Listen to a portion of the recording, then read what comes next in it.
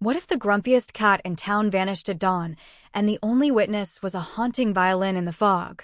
Stay with me as we follow the tea, the clues, and one very stubborn morning mystery. If you enjoy cozy stories like this, don't forget to like, comment, share, and subscribe so you don't miss the next tiny crime. The fog rolled in first. It slipped over Harborvale's small harbor like a pale scarf, softening the edges of boats and blurring the line between sea and sky. The gulls argued quietly over some unseen scrap. Wooden boards on the pier creaked as the tide breathed in and out beneath them. Somewhere in that gray hush, a violin began to play. The first note was thin with distance, but it grew, thread by patient thread. A slow, rising phrase drifted through the fog, high and aching, like someone talking to the edge of the world and not expecting an answer. The sound wrapped around the empty benches, slid along the rusted railings, and slipped through the open windows of the old brick buildings facing the water. It reached a particular window with chipped white paint and a hand-lettered sign hanging above it, Seaside Steeps. A cat with a tiny silver bell on his collar sat behind that glass, paws tucked neatly under his chest, tail curled around him like punctuation. Earl Grey did not usually approve of mornings. Mornings meant clinking teacups and people being cheerful before 10 o'clock. But this morning, his ears pricked at the music. Another note floated in, fuller now. The violinist was closer. Earl stood, the bell at his throat giving a little ring. His whiskers twitched as he sniffed the damp air pressing against the windowpane, scented with salt, wet wood, and something else he couldn't name. Curiosity, perhaps. He hopped down from his sunless perch with the light, certain grace of a creature who owns every surface. The empty shop echoed faintly with his soft paws on the floorboards.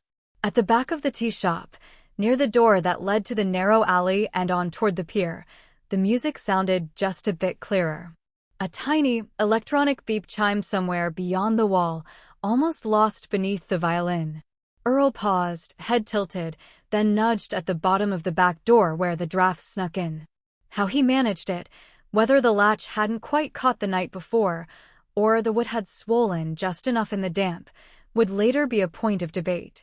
It was enough that the gap was there and that Earl, listening to that lonely, coaxing melody, found a way through. The bell on his collar jingled once, twice. Then the door eased inward. The fog swallowed him in a breath of salt coldness. By the time the music swelled and settled into its second phrase, the sun had not yet found the courage to rise. And Earl, the cat who hated mornings, was gone. The next thing the town felt was the smell of tea. By late morning, Harborvale had shaken off the fog and slipped into its normal rhythm, boats casting off with low engines, the bakery sending out warm sugar into the street, the post office door opening and closing in a steady beat. On the corner overlooking the harbor, Seaside Steeps was a pocket of warmth, all honey-colored light and soft chatter. Lena Brooks moved along the front counter with the easy grace of someone who loved where she was. She arranged delicate white teacups in a neat row, adjusted a vase of flowers that Dottie had talked her into, and inhaled the familiar scent of bergamot and black tea rolling from the row of canisters behind her. There was a perfect square of sunlight on the counter, just to the left of the register. It was empty. Lena frowned. The emptiness bothered her in a way she couldn't quite name.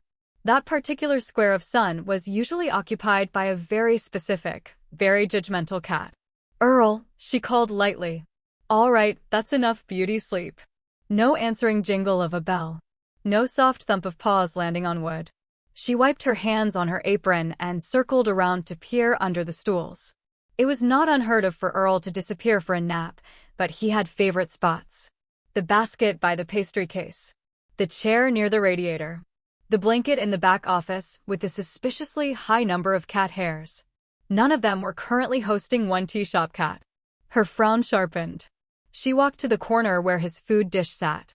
The small ceramic bowl with a pattern of blue fish was still full, the dry food sitting like little question marks. "Okay, that's not right," Lena murmured. "You never skip breakfast." The shop door chimed, and she pasted on a smile by habit as she turned. Miles Harper stepped in, bringing a gust of crisp air and the faint smell of wet pavement with him. His bicycle helmet sat askew on his brown hair, and he carried a bundle of mail under one arm like it was just another extension of himself. "Morning, Lena," he said. Or, technically, middle of the morning going on lunch, but who's counting? "You are." "Constantly," she said. "Tea? Only if it comes with emotional support. You look like someone rearranged your tea tins out of alphabetical order." "It's worse," Lena said gravely. "Earl is missing." Miles glanced at the empty sun patch, then at the full food bowl, and the easy humor drained from his expression. "Huh," he said. "Okay. Pattern check. Sun patch vacant. Food untouched. No cat underfoot to trip me on entry. That's 3 points. Patterns don't lie." She managed a small smile at his catchphrase, but couldn't quite shake the unease sliding under her skin. "Maybe he found a new nap spot," she said. "One that specifically exists to give me a heart attack." The door chimed again, this time with more drama. Dottie Bloom swept in on a gust of floral perfume and tissue paper. She carried a bouquet that looked like a garden had exploded in her arms, and her gray hair was pinned up with what Lena suspected were decorative plant markers. "Lena Brooks," Dottie announced. "Have you heard? Harborvale has a phantom violinist. Or a romantic criminal. Or both. The theories are still steeping." She delighted in using tea metaphors in front of Lena and never quite got them right. It was part of her charm. "Good morning, Dottie," Lena said. "Can I interest you in something calming? Or are you running purely on speculation today?" "Speculation and a cinnamon scone, if you have one," Dottie said. "But really, there's someone playing dramatic violin at sunrise. Pat Holden is already on her 3rd noise complaint this week. She says it's like living inside a tragic movie. And not the good kind." Miles leaned against the counter, interest piqued. "Sunrise violin," he said. "That's precise. Any idea where it's coming from?" Dottie fussed with the bouquet on the counter, scattering a little cloud of pollen. "Near the pier, she thinks. The sound carries. You know how it is with the fog. It slides in through every window. You can't even close it out with earplugs." Lena thought of the way Earl usually grumbled at the dawn light, the way he burrowed deeper into his blankets as if the sun had personally offended him.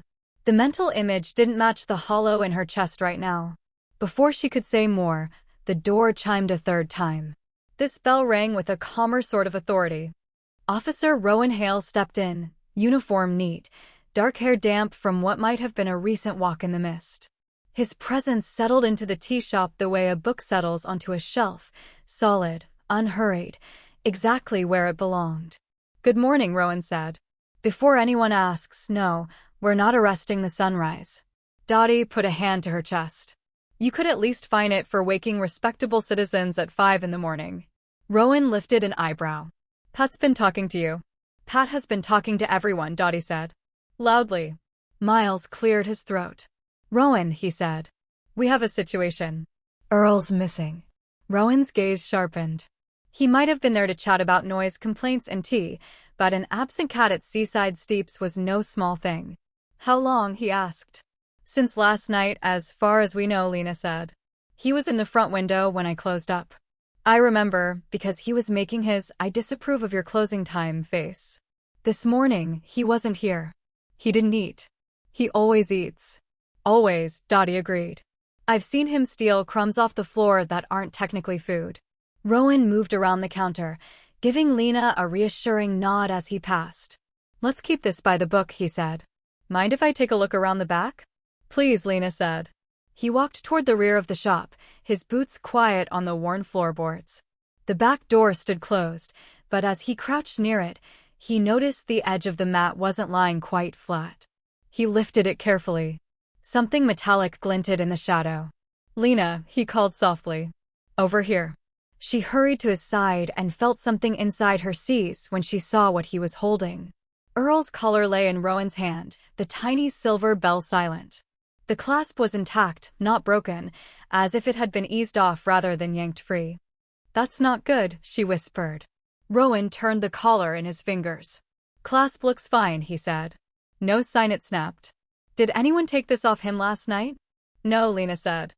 Her mind raced, trying to recall any moment where she might have removed it. There were none. Earl wore that collar like a crown. Under the mat, on the floorboards, a faint dusting of pale powder caught the light. Rowan touched a fingertip to it, then rubbed it between his thumb and forefinger. The grains crunched softly. "What is that?" Miles asked, coming closer. "Looks like chalk," Rowan said. "Or dust from something." "Feel." Lena leaned in. The powder was fine and slightly gritty. When she brought her fingers to her nose, she caught the faintest hint of something sweet and resinous under the dryness. "Not flour," she said. "Not sugar. It's dusty. A little sticky. And there's salt." She lifted Earl's collar to her nose, gently. "Sea salt. And metal. Like the old pier railings." Her super-sensitive nose, the one that could distinguish between a Ceylon and an Assam from 3 feet away, never lied to her. "What does that mean?" Dottie asked, peering over Lena's shoulder as if she could see the answer in the dust. "It means Earl might have gone out toward the pier," Lena said. "And he might not have gone alone."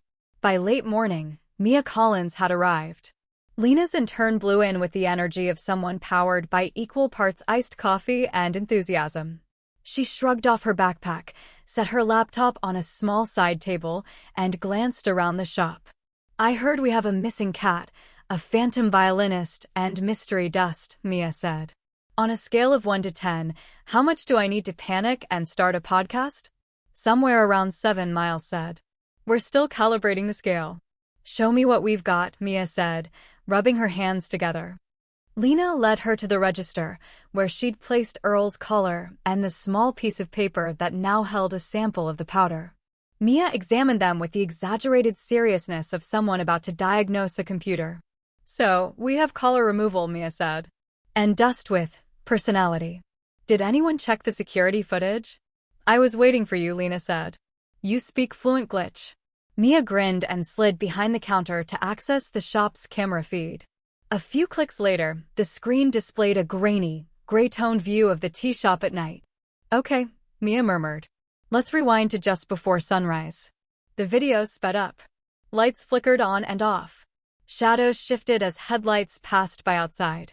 Eventually, the recording slowed again, and the shop settled into its pre-dawn stillness. "There," Mia said. On the screen, Earl appeared as a small, dark shape stretching on the front counter. He hopped down, tail flicking, and padded toward the back. "Following his little agenda," Miles said. "Probably planning world domination." They watched as the cat moved toward the edge of the frame. The camera didn't cover the back door. Its focus was on the main floor.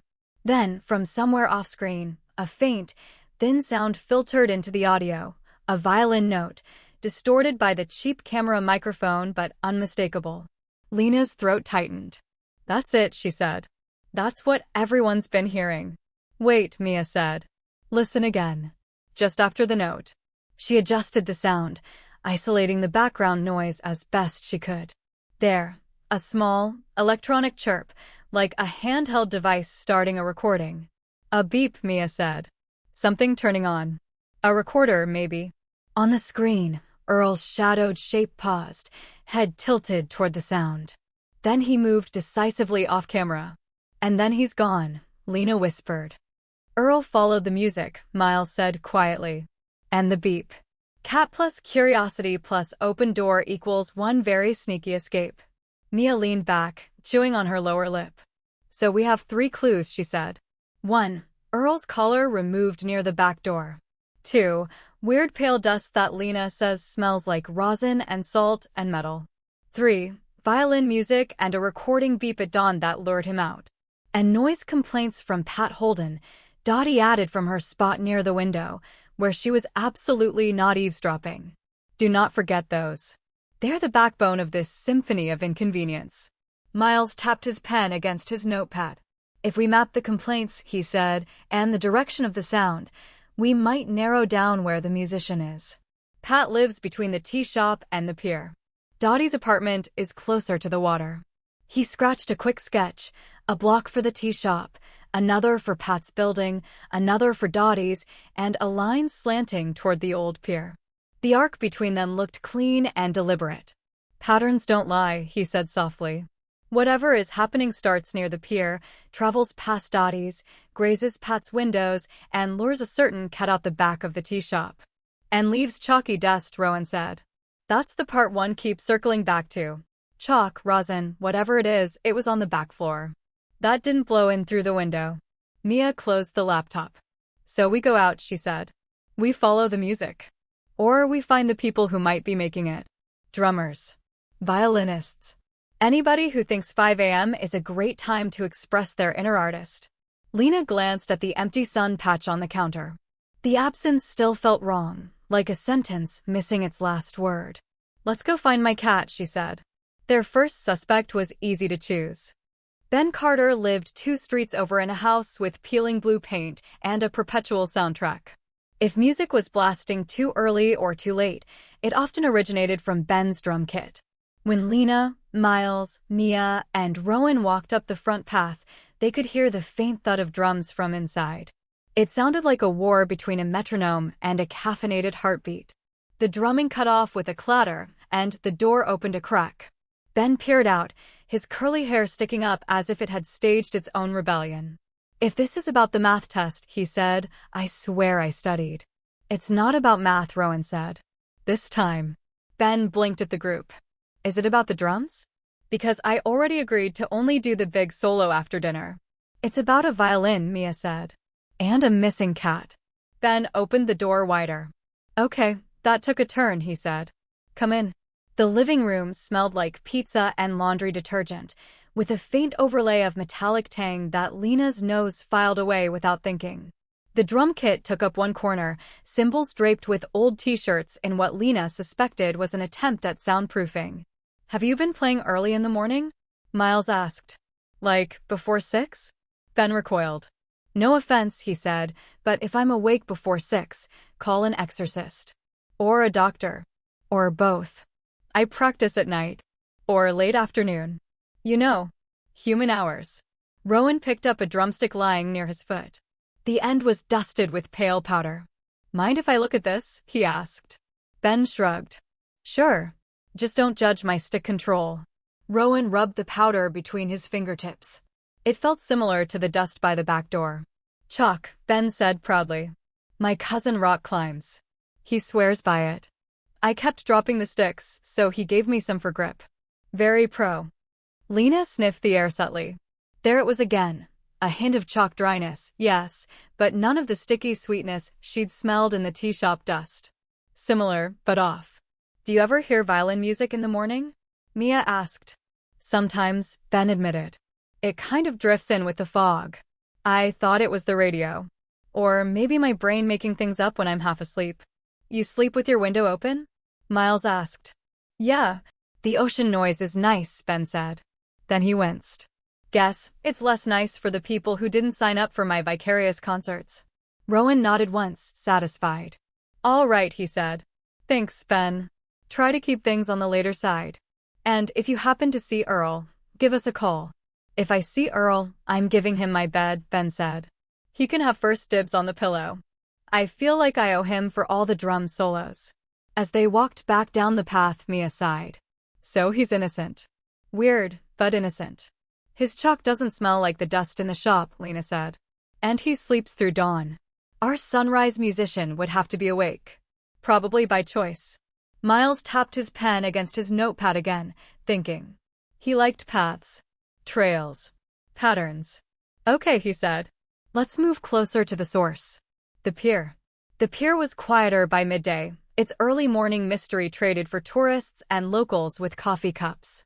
Near the base of the boards, a small coffee cart hummed with activity. Tessa Monroe, Harborvale's early morning barista and part-time enigma, moved behind the counter with quick, economical motions. She poured espresso, steamed milk, and laughed in short, nervous bursts when someone complimented her latte art. Hey, Lena, Tessa called as they approached. Tea? Coffee? Something that acknowledges the trauma of being awake. Something in the I lost my cat and possibly my mind category, Lena said. Earl's missing. And we think someone's been playing violin near here at dawn. Tessa's brown eyes widened. I've heard the music, she said. It's really pretty. Haunting. I figured it was, like, someone's playlists echoing off the water. It's live, Miles said. We heard it on the security footage. And a recording beep. Like someone hit record on something. Tessa shifted her weight, fingers tightening around the metal pitcher in her hand. Lena's nose caught a familiar hint again, rosin, sweet and resinous beneath the stronger smells of coffee and sea air.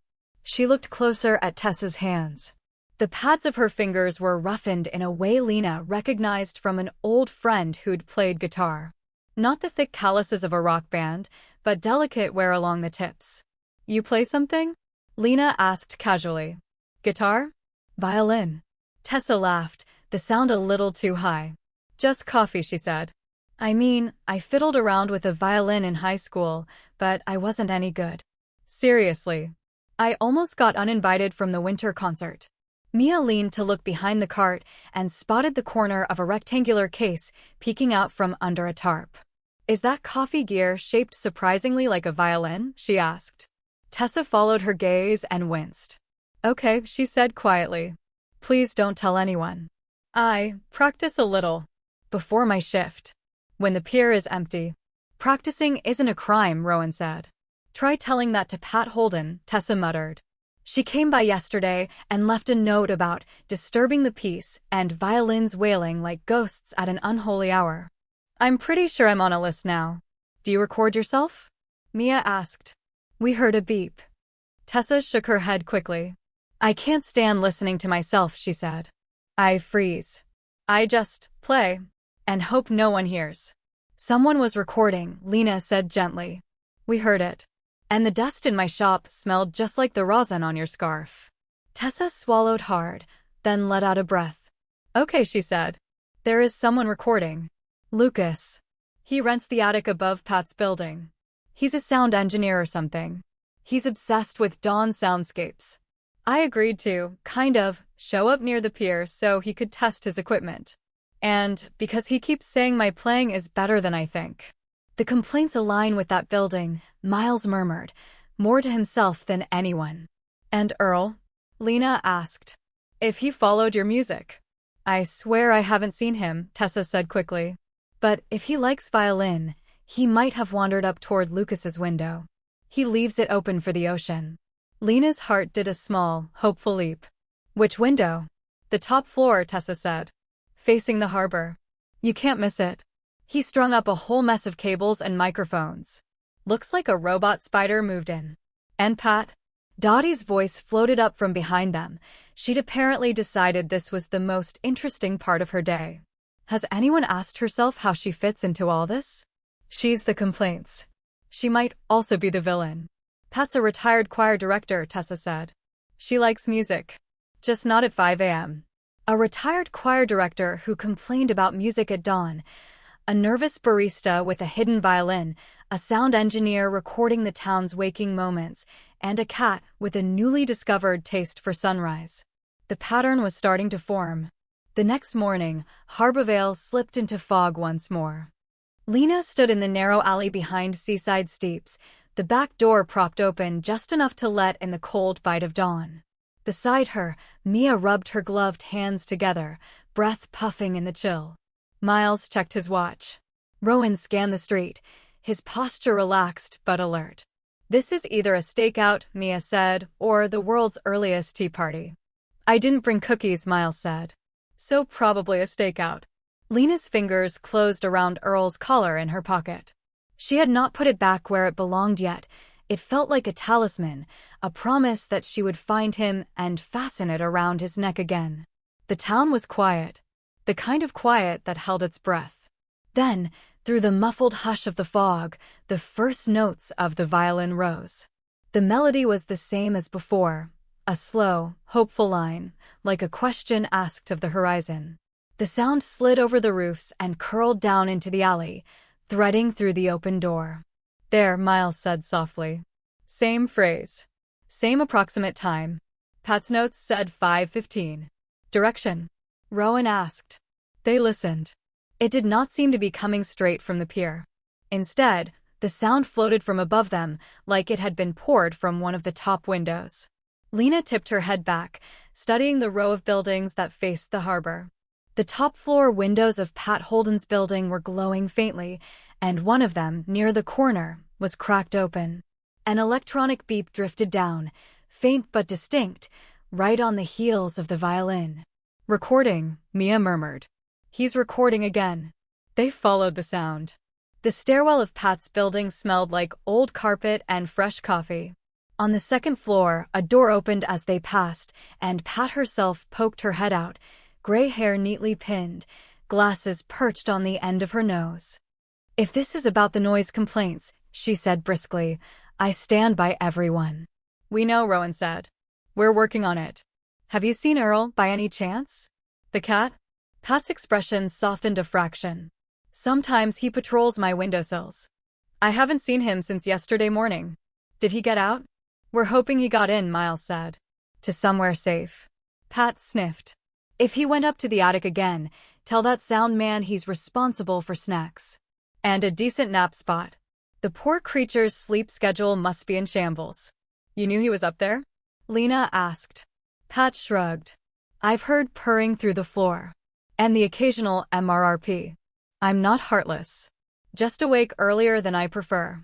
That was the thing about Pat, Lena thought as they continued up the stairs. She was stern, yes. Opinionated, certainly. But not unkind. The attic door stood slightly ajar, the warm glow of lamplight spilling into the dim hallway. The violin music was clear now, vibrating through the wood, carrying the smell of rosin and coffee with it. Rowan knocked. The music broke off mid-phrase, and a man's voice called, "Come in." "If this is about the volume, I swear I was just about to oh." He stopped when they stepped inside. The attic space had been transformed into a cozy sort of studio. Cables curled across the floor like tamed snakes. Microphones stood at various heights. A laptop gleamed on a cluttered desk. The window overlooking the harbor was open a few inches, letting in a ribbon of cold air that carried the scent of salt and fog. Tessa sat on a stool near the center of the room, violin resting lightly against her shoulder, cheeks flushed. Her bow hung midair. Lucas Grant, tall, with rumpled dark hair and the distracted air of someone who frequently forgot meals in favor of sound levels, stood beside his equipment, headphones around his neck. And at his feet, curled on a folded blanket near the window, lay Earl. The cat lifted his head at Lena's sharp breath. His bell chimed, small and unapologetic. He yawned, as if he'd merely dropped by for brunch, then gave a soft MRRP that somehow managed to sound pleased with himself. "Oh, thank goodness," Lena said, crossing the room in a few strides. She sank to her knees and ran her hands over his fur, checking every inch of him. He was warm, content, smelling of dust and sunshine and the faint sweetness of rosin. "I was going to bring him back later," Lucas said quickly. "I swear. Time gets weird when I'm recording." Tessa flinched. "This is my fault," she said. "I should have told you he was here. I just freaked out when people started talking about the violin. And about Pat's complaints. I didn't want you to hate me for waking you up." Lena looked up, her hand resting on Earl's back. "Hate you," she said, stunned. "For playing something beautiful?" "Tessa, the problem isn't the music. It's the timing.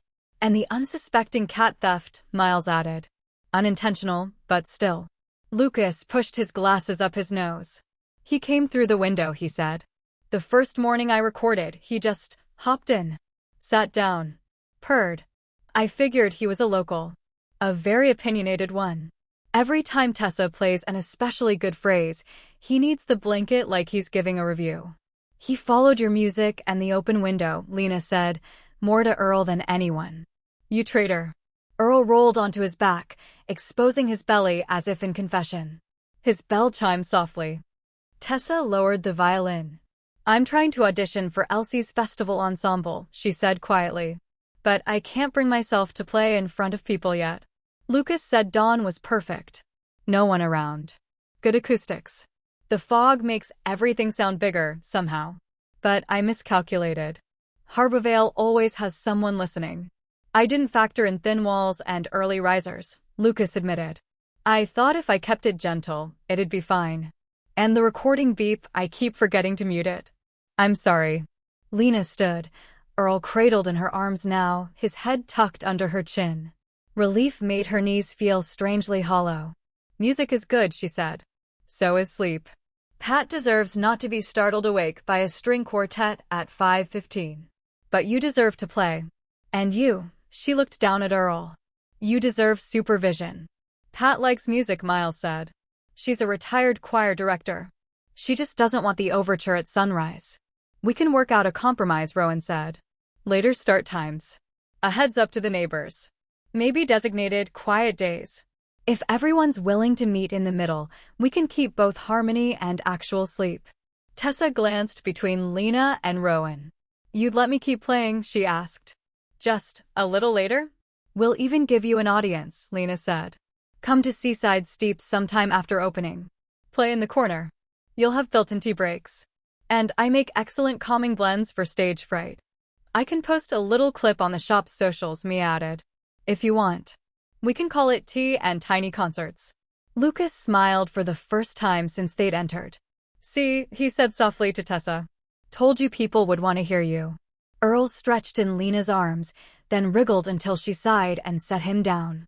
He padded over to Tessa's stool, circled it once, and settled at her feet, purring. He approves, Miles said. That's basically a 5-star review. Rowan nodded, already mentally drafting a note to Pat that involved phrases like adjusted rehearsal times and community compromise. Let's keep this by the book, he said. We'll write up an agreement. Everyone signs. No one gets cited. Everyone gets some sleep. And Earl, Lena said, fastening his collar back around his neck, will be staying indoors at dawn. With supervision. And maybe a treat to bribe his loyalty. The bell chimed as she clicked it closed. Earl's eyes glinted, somewhere between unrepentant and amused. The next afternoon, Seaside Steeps filled with a new kind of anticipation. The tea shop's usual hum of chatter and clinking china was underscored by the faint, nervous buzz that hovered around Tessa as she stood near the front corner, violin tucked under her chin. Lena arranged chairs in a loose half-circle, not quite calling it a performance, but giving people a reason to linger. Dottie sat in the front, tissues at the ready. Pat Holden occupied a chair near the door, a mug of chamomile cupped between both hands like a peace offering. Miles leaned on the counter, and Mia, perched on a stool, clutched her phone but didn't yet hit record. Earl sat in his rightful sun patch, eyes half closed, tail flicking lazily. Every now and then, his tiny bell chimed as if to remind everyone whose mystery had started all this. It doesn't have to be perfect, Lena said softly to Tessa. Just honest. I'm better at honest than perfect, Tessa said, taking a breath. Okay, here goes. The first note wobbled slightly, as if it wasn't sure of its footing. Then the second came, steadier. By the third, the room seemed to lean in. The melody that had haunted the fog now unfolded in sunlight, warm, clear, touched with something hopeful. The tea shop listened. Earl's purr rumbled faintly beneath the music. When Tessa finished, the room held its breath for a heartbeat longer, then burst into gentle applause. Dottie dabbed at her eyes. Pat nodded once, sharply, in approval. It is infinitely more acceptable at 4 in the afternoon, Pat said. And quite lovely, actually. You have a beautiful tone, dear, Dottie said. You could make even my geraniums cry. I'd pay good money to hear that at the festival, Miles added. Tessa's shoulders lowered, some invisible weight easing. Thank you, she said. Truly. See? Mia murmured, finally allowing herself to snap one quick picture. We can share this with the world. Or at least with the part of the world that subscribes to our channel. Rowan lifted his cup of tea in a small toast toward Pat. How's the noise level? He asked. Acceptable, Pat said. For civilized hours. Then compromise achieved, Rowan said. Harborvale's first dawn music incident closed. Let's brew the facts, Lena said. We solved a case, we kept the peace, and Earl has upgraded from cat who hated mornings to cat with questionable taste in rehearsal times. Earl flicked his tail and gave a decisive MRRP, as if to say his taste was impeccable, actually. The afternoon settled into its familiar comfort. Tea flowed. Stories swapped tables. Laughter curled around the ceiling beams. Later, as the light turned golden and stretched-long shadows crossed the floor, the door opened again. Agatha Reed stepped in, carrying a slightly battered cardboard box. Elsie Parker followed with a clipboard tucked under her arm. "I've brought you a treasure," Agatha announced. "Or at least a pile of potential dust allergies." "What is it?" Lena asked, wiping her hands and stepping away from the counter. "Old festival programs," Elsie said. "From storage.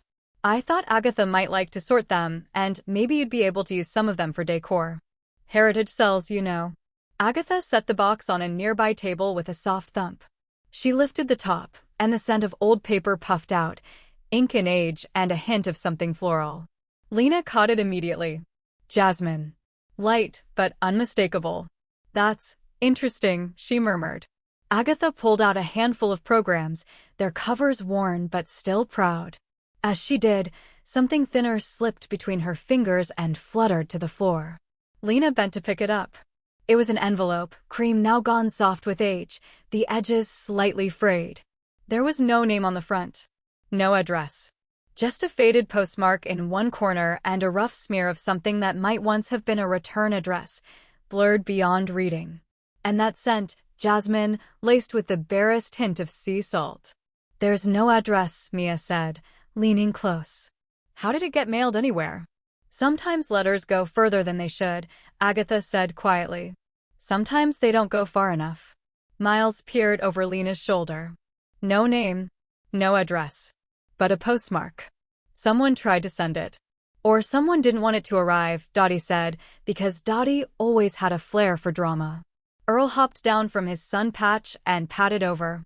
He sniffed at the envelope, then gave it a small, decisive tap with his paw, as if marking it as officially suspicious. Lena turned the envelope over. The seal at the back was still intact. Whatever words lay inside had been sealed away a long time ago. Waiting. Her fingers itched to open it, to see what story had been kept from traveling all these years. But something in the weight of the paper, in the way Agatha watched, told her that this mystery wanted its own right moment. "Another day," Lena said softly. "We've solved one small mystery. We can let this one steep a little longer." Spoken like a true tea shop owner, Agatha said, amused. Lena set the envelope gently on a shelf behind the counter, where it caught the last of the sun. The jasmine scent curled into the air, winding itself among the fragrances of tea and sugar and old paper. Outside, the harbor's evening sounds rose, clinking rigging, distant conversation, a gull's last half-hearted complaint. Inside, Earl reclaimed his sun patch, bell chiming as he turned in a slow circle and settled down. He might not hate mornings anymore, Lena thought, watching him. Not if they came with music and warmth and the promise of friends who listened. And somewhere, sealed in that nameless envelope, another story waited for its own dawn. If you're enjoying this cozy little mystery, please take a moment to like the video and subscribe. It helps our small storytelling corner stay warm and growing. Now, let's deep into the next chapter together.